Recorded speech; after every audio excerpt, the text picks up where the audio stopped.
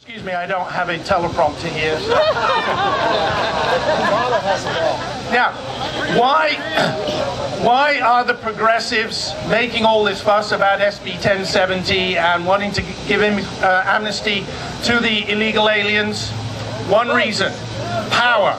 Votes. That's all they want. They want the votes so they can get the money. And when they get the power, what are they going to do, or what are they doing right now, trying to do, is turn this country into a Euro-socialist state. And we don't want that. I came here to escape that, and I really don't want that. They say they're doing it for the minorities. But for that, I'll give you an example as well.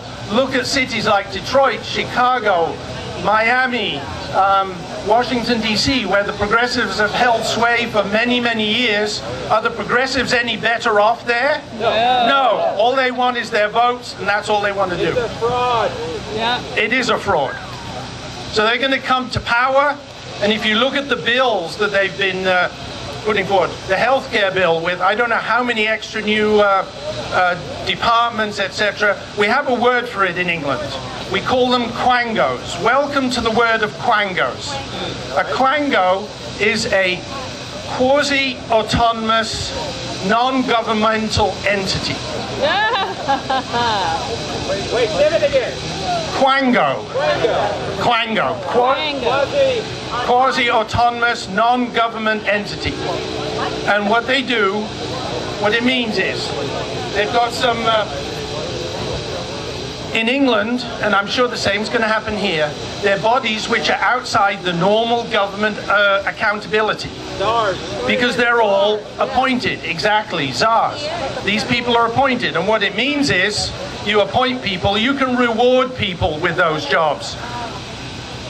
Their leaders of quangos are actually paid very high salaries. Why? Because the industries which they're regulating, they say these people have to be paid on a par with the leaders in that industry. So another reason to have plum jobs, very lucrative, and give them to their appointees, right? Wealth distribution to our people. And they get stuffed full of the ruling party's cronies. Yeah. So in England we see that. So what we're going to have is all these different departments that they're setting up in the healthcare bill, cap and tax, etc., the financial services bill that was just passed, union bosses, probably Jeffrey Immelt's son-in-law or something like that. Alan Spector will probably end up there now that he's lost his job. Yeah. They measure diversity by quotas. So you've got to have your quota of this, that, and the other. I say, well, that's just a way to bring back affirmative action, which the Supreme Court had shut down, but now they bring it back. Or you can call it affirmative action. You can also call it institutionalized racism, because that's exactly what it is. They contribute to charities and think tanks, money from these groups, taxpayer money, of course. They're very, very generous with our money. Yeah. Make more friends, point their crony friends into these think groups. Here in America, think of things like the Apollo Project, the Joyce Foundation, Chicago Climate Exchange. These are all things that have been set up by the progressives for their crony friends and are going to make them a lot of money as well. And finally, these quangos have lots and lots of regulations and red tape, and it strangles small business. In the UK, all that's left over are larger companies. They're the only ones that can stay. And why the larger companies? Because the larger companies pay the politicians. They've got the money to fund them, and therefore the politicians support them. So, just some quick examples of the regulations. In England, they actually come and inspect your dustbin, or as you guys know it, a trash can. They come and inspect it, and if you throw something away that's not allowed, so for example, you've got to sort out, you've got 4 trash cans. Your normal trash, you've got your glass, your paper, your plastic. All your foodstuffs you're not allowed to throw away. You have to compost them, keep it at home, and have a composter. Anything like that in your trash can, you will get heavily fined. Can you believe that? you have regulations, they're going to enforce them as well. Now, I could go on forever on all these entitlement fraud, the quangos, everything. But believe me, you know, socialism is something you don't want. I've lived it. They say it's the socialist dream. I call it the socialist nightmare.